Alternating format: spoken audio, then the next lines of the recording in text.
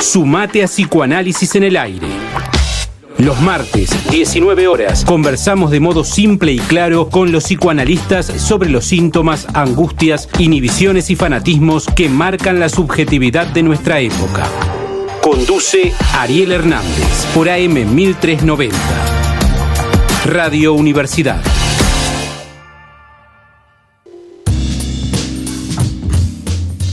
Hola, ¿cómo están? Bienvenidos, bienvenidas a Psicoanálisis en el Aire. Mi nombre es Ariel Hernández. Vamos a estar en este segundo bloque conversando con un colega de Córdoba, que si te parece, Alfredo, lo presentamos. Matías Maitri Quintans, psicoanalista miembro de la Asociación Mundial de Psicoanálisis y de la Escuela de la Orientación Lacaniana. Reside y trabaja en Córdoba. Director de la EOL Sección Córdoba, docente en diversos espacios académicos. Bien, bueno, acá estábamos, Matías, ¿me escuchás? Perfectamente, ¿cómo estás? Bien, bienvenido entonces, Matías. Muchas gracias, Ariel. Bien, Matías, te hemos invitado en principio porque, bueno, están las próximas jornadas de Córdoba que llevan por título Culpa. ¿Culpa?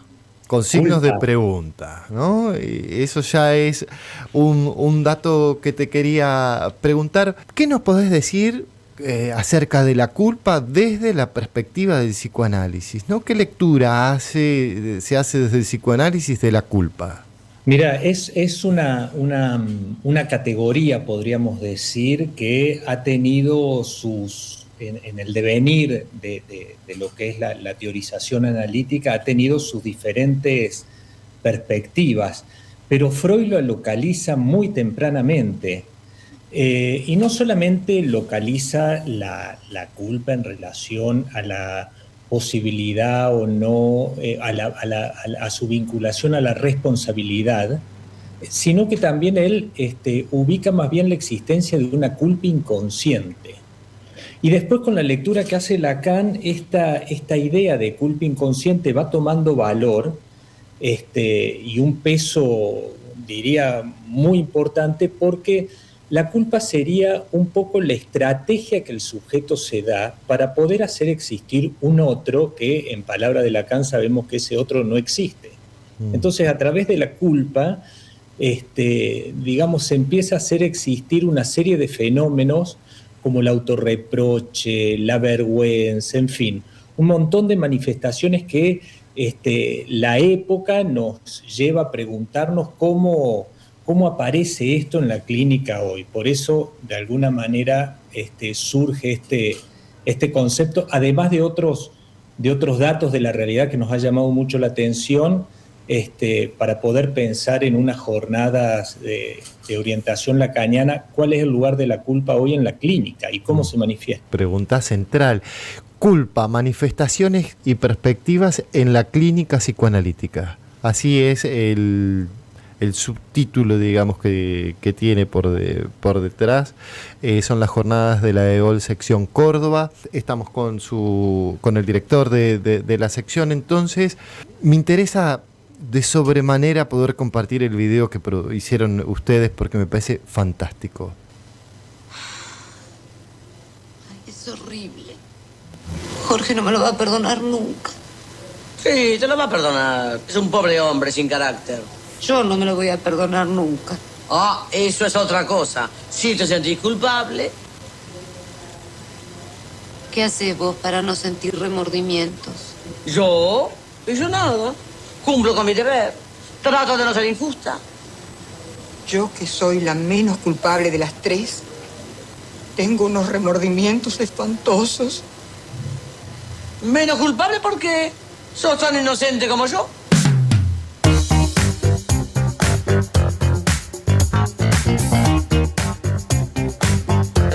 ¿Sí, gente? ¿Sí? ¿Compensa entregarse a los placeres de la noche si después nos tenemos que bancar el bajón? Además, después de la fiesta, ¿qué viene? En general, la depresión post-fiesta, ¿ok? Y con la depresión viene la resaca. Y con la resaca, ¿qué viene? La culpa. La culpa, la culpa, la culpa, la culpa, la culpa. Que si no la tenés, te la inculcan.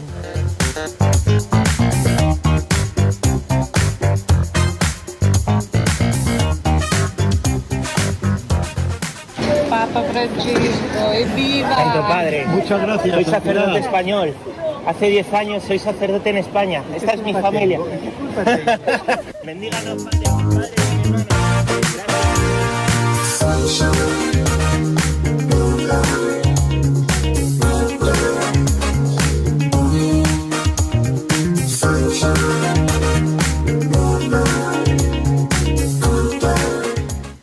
Hay fenómenos de actualidad que nos hace pensar que probablemente la culpa no opera como operaba antes, la culpa inconsciente.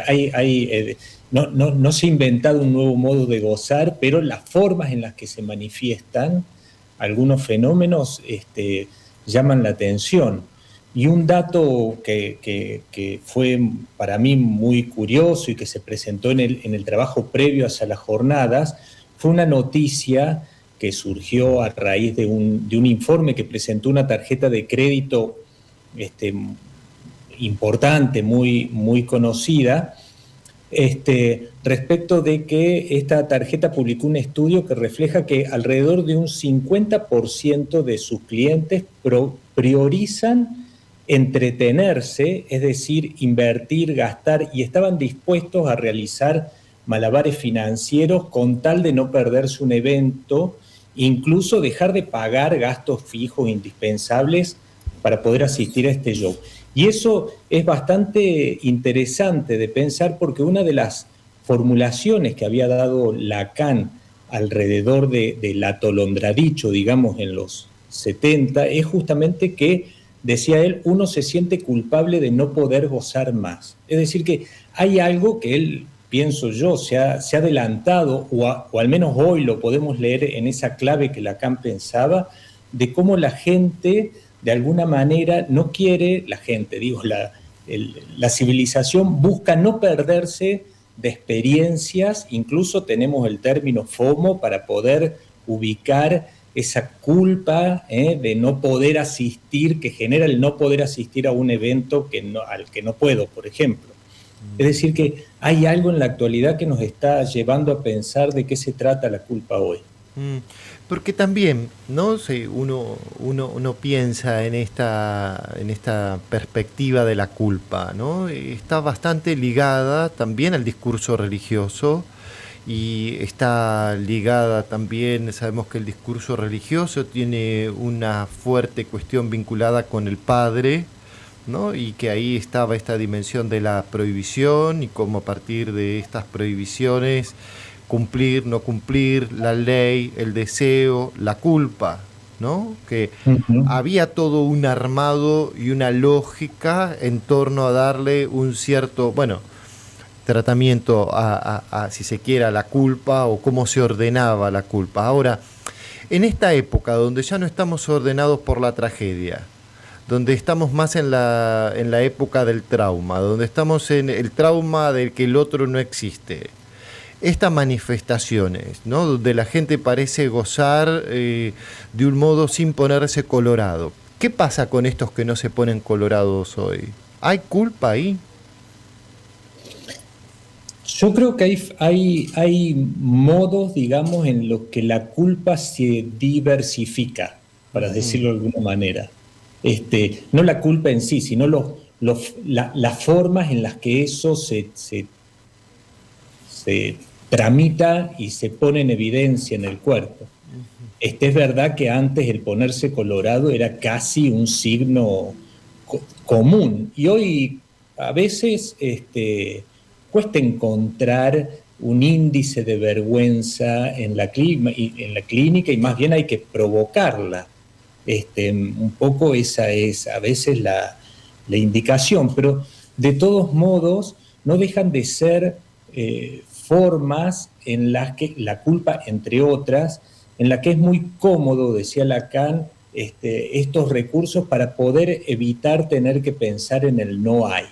Respecto al no hay del que venimos, ¿no? en el congreso último de la AMP, ahora estas últimas semanas.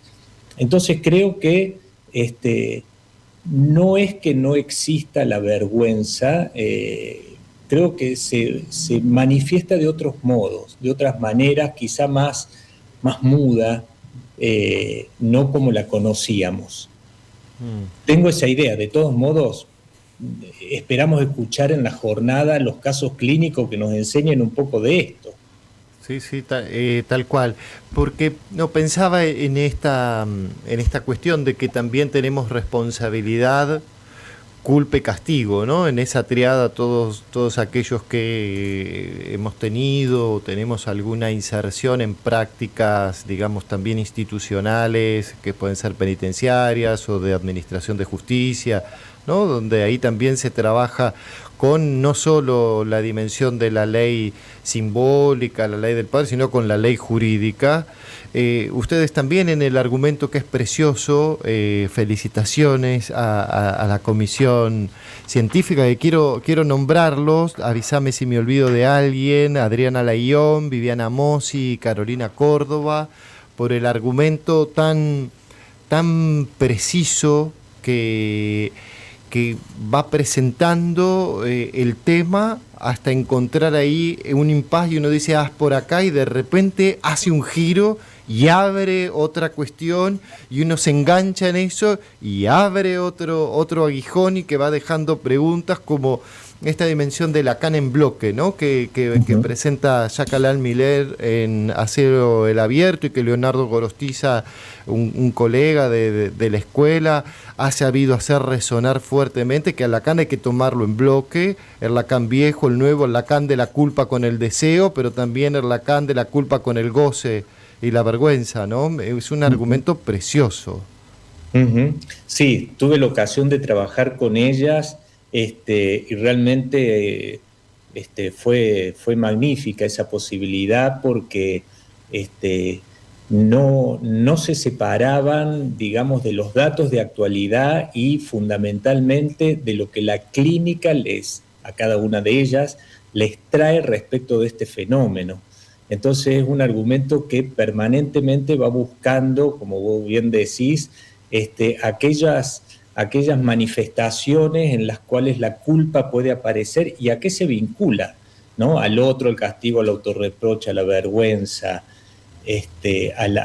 bueno, en fin, a un montón de manifestaciones. Están los ejes también muy bien discernidos. Esperamos ahí que estas jornadas puedan dar cuenta un poco de todas esas puntas en las que se estira este tema. Hay un pequeño fragmento también dentro de lo que es el argumento, que tiene que ver con un debate totalmente contemporáneo acá en la República Argentina con respecto a la edad en la baja de inimputabilidad, ¿no? Te quería preguntar un poquito sobre ese tema, a ver qué nos puedes decir, si han pensado algo hasta el momento. Nos parecía que no era un tema que había que dejarlo pasar, digamos, respecto de las tensiones que se van ubicando entre culpa inconsciente y responsabilidad. Por un lado, ese horizonte, digamos, posible. Por el otro lado, nos parece un tema que abre toda una discusión respecto de el campo del otro. Es decir, de qué manera, digamos, a veces el tratamiento clínico de determinadas circunstancias de vida y también padecimiento subjetivo es el tratamiento del otro, más que él. Y en ese punto me parece que está un poco la genialidad de este argumento, de poder mantenerse actualizado en los acontecimientos de nuestra actualidad, pero justamente para afirmar no tanto la posición terapéutica, sino la posición ética del psicoanálisis. Eso. Creo que desde esa perspectiva, bueno, probablemente hayan resonancias, ecos, y alguien pueda tomar un poco este punto en las mesas plenarias. Sí, o en las presentaciones clínicas, ¿no? Porque lo cierto es que para el discurso jurídico, un delito constituye una conducta típica, es decir, que está tipificada, antijurídica, que va contra la ley, y culpable. La culpa es un elemento central para poder considerar que ese acto es un acto delictivo. Si no hay un sujeto responsable, plantea el discurso jurídico, que no es la misma responsabilidad de la que hablamos en psicoanálisis, y que me parece que es muy importante poner a conversar y poder hacer pasar un poco al campo de lo jurídico, que no se trata simplemente de tener conciencia o no tener conciencia en el momento de la criminalidad del acto, ¿no? Que se trata como de otra cuestión. Ahí en el argumento se desliza muy bien, tomando una referencia freudiana, vinculado con que muchas veces una persona que está en vamos a decirlo así, en este momento de radio, que está en una secuencia y que solo puede detenerse a partir de que es interceptado por el discurso jurídico y que recibe una pena, y a partir de ahí algo tal vez en la vida se ordena o se apacigua. Es muy paradójico eso. Exactamente, y es algo que se ve, que tiene toda su actualidad. Y esto que traes me da pie también para contarte a vos y a la audiencia que hay en la página web de las jornadas, que está vinculada a la página de la EOL Sección Córdoba. Hay un boletín y habrán otros boletines. El primer boletín toma la letra C de culpa para hacer una distinción entre culpa y culpabilidad. Pero luego, la letra U, que es el próximo boletín que va a salir, va a tomar la universalidad desde el discurso jurídico de la culpa, porque hay un estudioso, abogado, jurista, y que ha sido asistente en causas muy importantes, asistente fiscal en causas muy importantes y sonadas a nivel nacional, que explica un poco la paradoja en la que la culpa aparece dentro del discurso jurídico. Y me parece que va a ser un dato bien interesante para poder leer en este camino hacia las jornadas. Este primer boletín, les decimos, como decía recién Matías, es gratuito, lo pueden descargar ingresando, ponen en el buscador EOL Sección Córdoba, van a la solapa de jornadas, van a encontrarse boletín, ahí escribe Gaby Camali, que conversa con Guido Coll. ¿Sí? Guido Coll, sí. Interesantísima el ida y vuelta que se produce en ese boletín, una estética además encantadora tienen esas esposas que han elegido ahí, que también es un poco Hanna esa esposa, ¿no? Porque está por el lado de, si se quiere, lo que venimos hablando, vinculado con la dimensión jurídica, pero también por otro lado hay cierta cuestión vinculado con, no sé si decir el erotismo, pero que hay algo de cierta modalidad de goce ahí en juego, ¿no? Exactamente, no pareciera que no hubiese goce sin su correlato de culpabilidad. Es un poco lo que el diseñador gráfico leyó de nuestra transmisión, y yo creo que la pescó. En ese punto le ha dado, sí, contamos con Santiago Guerrero, que es un excelente colaborador nuestro. ¿Sí? Porque en esta línea que vos traías, ¿no? Y sobre todo esto que vos decís, Chef, y que lo decía Moria Kazan, ¿no? En ese pequeño recorte que ustedes extraen, está, hay un dicho también popular que creo que es: no te rías tanto, no disfrutes tanto los viernes porque los sábados se llora, o si no es por acá es por ahí. No soy muy bueno, no sé por qué me meto en estas cosas y no me lo acuerdo. Pero bueno, tiene que ver con esta dimensión que dice ahí también Moria Kazan, ¿no? Que está eso, está la dimensión de ese goce, y después viene ese otro momento. Y los que consumen drogas sintéticas lo conocen mucho mejor, que también es nombrado el momento del bajón, ¿no? Exactamente, sí. Incluso hay un fenómeno que se empieza a ver, que no sé si lo has escuchado, pero es un poco el hecho de coloquialmente decir: se me apagó el tele después de haber producido un consumo o un consumo excesivo, y hay todo una serie de autorreproches alrededor de esa fórmula: se me apagó el tele. Es decir, como si ese momento hubiese sido un poco el índice que dispara una reflexión sobre el consumo y los excesos. vamos a ver qué trae de sí el 26 y el 27 de junio en estas jornadas. Que las inscripciones, por cierto, están abiertas. Exactamente. ¿Cómo hacemos para inscribirnos? Mira, justamente en la página que nombraste recién o en las redes hay un Linktree, un enlace que te lleva a un formulario. En el mismo formulario de inscripción están las tarifas y las categorías en las que uno puede ir inscribiéndose según si es estudiante, profesional, miembro de la MP, en fin. Hay distintas... También si son participantes del CIEC o del ICDEVA, del Seminario del Campo Floriano en La Plata, exacto, que tienen valores diferenciados también para aquellos que son practicantes en ciertas instituciones de salud mental, ¿no? Exacto.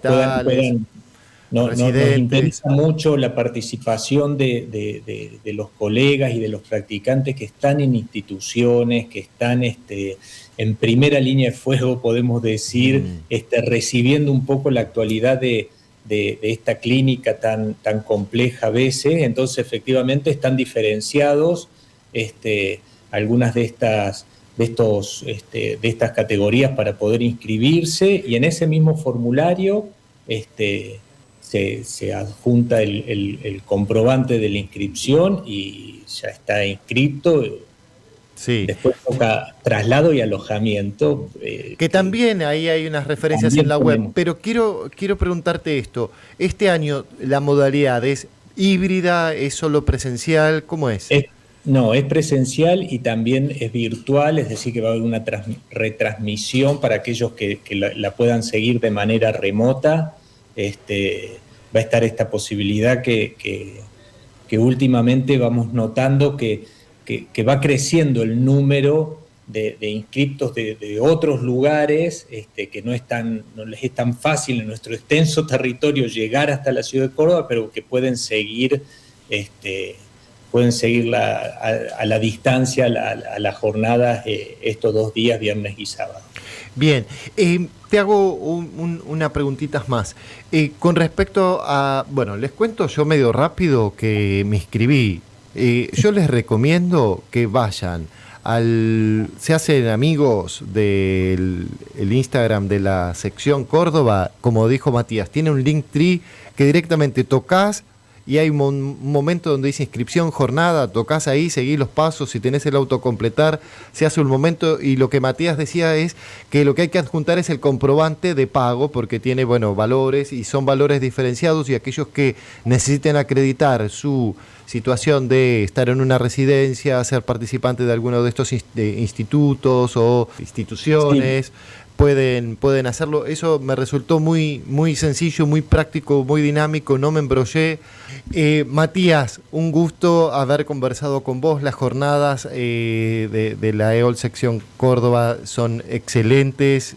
Hay un compromiso al trabajo, una precisión en las plenarias, una precisión en la escritura de los trabajos, de los casos clínicos, los comentarios, la conversación que se abre. Siempre es un acontecimiento clínico, político y libidinal, te diría. Siempre es muy lindo estar ahí compartiendo el trabajo con ustedes. Te agradezco entonces por este espacio de conversación. Bueno, gracias a vos por este interés y por sostener este espacio que es muy valioso para la comunidad analítica, y los esperamos en Córdoba el 26 y el 27 de junio. Bien, saludos a todos los colegas y amigos de la EOL Sección Córdoba y felicitaciones a Gisela Esmaña por su nominación como AE. Va a ser un placer escucharla. La Escuela UNA está de fiesta, digamos, con cada nominación. Bien, bueno, te agradezco, Matías. Nosotros nos vamos despidiendo. Nos encontramos el próximo martes en Psicoanálisis en el Aire. Mi nombre es Ariel Hernández. Que anden muy bien. Psicoanálisis en el Aire, un lugar de conversación con psicoanalistas sobre los síntomas, angustias, inhibiciones y fanatismos que marcan la subjetividad de nuestra época. Por AM 1390, Radio Universidad.